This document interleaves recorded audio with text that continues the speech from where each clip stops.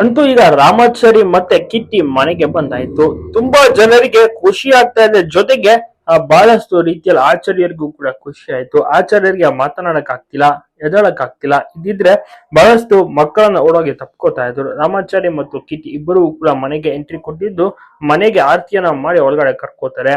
ಮತ್ತೆ ತಾಯಿನ ಹಗ್ ಮಾಡ್ತಾರೆ. ನಂತರ ಬಹಳಷ್ಟು ಖುಷಿ ಆಗುತ್ತೆ. ಆಚಾರ್ಯರಿಗೂ ಕೂಡ ಖುಷಿ ಆಗುತ್ತೆ. ಮನಸ್ಸಿನಲ್ಲಿ ಮಾತನಾಡ್ಕೋತಾರೆ, ನನ್ನ ಇಬ್ಬರು ಮಕ್ಕಳು ಕಂದ ಮಗಳು ಬಂದ್ರು ಅಂತ. ತುಂಬಾ ಜನ ಕೂಡ ವೆಯ್ಟ್ ಮಾಡ್ತಾ ಇದ್ರು ಈ ಒಂದು ಗಳಿಗೆ, ಒಂದು ಕ್ಷಣವನ್ನ ಅನುಭವಿಸಲು. ಅದೇ ರೀತಿ ಈಗ ನೋಡಿದ್ದಾರೆ, ಬಹಳಷ್ಟು ಜನರಿಗೂ ಕೂಡ ಖುಷಿ ಆಯ್ತು. ನೀವು ಕೂಡ ನೋಡಿದ್ರೆ ನಿಮ್ಮ ಒಂದು ಅನಿಸಿಕೆ, ಅಭಿಪ್ರಾಯವನ್ನ ತಪ್ಪದೇ ತಿಳಿಸಿ. ಕೆಳಗಡೆ ವಿಡಿಯೋನ ಶೇರ್ ಮಾಡೋದನ್ನ ಮರಿಬೇಡಿ. ಯಾಕಂದ್ರೆ ರಾಮಾಚಾರಿ ಮತ್ತು ಕಿಟ್ಟಿ ಒಂದಾಗ್ಬೇಕು, ಒಟ್ಟಿಗೆ ಮನೆಗೆ ಬರ್ಬೇಕು, ಅವರ ಒಂದು ರಿಯಾಕ್ಷನ್ ಹೇಗಿರುತ್ತೆ ನೋಡ್ಬೇಕು ಅಂತ ಎಲ್ಲವೂ ಕೂಡ ಇತ್ತು. ಅದೇ ರೀತಿ ಈಗ ತುಂಬಾ ಚೆನ್ನಾಗಿ ಕೂಡ ಎಲ್ಲರೂ ನೋಡಿದ್ದಾರೆ, ಎಂಜಾಯ್ ಮಾಡಿದ್ದಾರೆ. ರಾಮಾಚಾರಿ ಮತ್ತು ಕಿಟ್ಟಿ ಈಗ ಮನೆಗೆ ಎಂಟ್ರಿ ಕೊಟ್ಟಿದ್ದು ಬಹಳಷ್ಟು ಮುಂದೆ ಕೂಡ ಒಳ್ಳೆ ಟ್ವಿಸ್ಟ್ ಗಳು ಎಲ್ಲವೂ ಕೂಡ ಬಂದೇ ಬರುತ್ತೆ. ಹಾಗಾಗಿ ಎಲ್ಲರೂ ಕೂಡ ಮಿಸ್ ಮಾಡದೆ ನೋಡ್ತಾ ಇರಿ.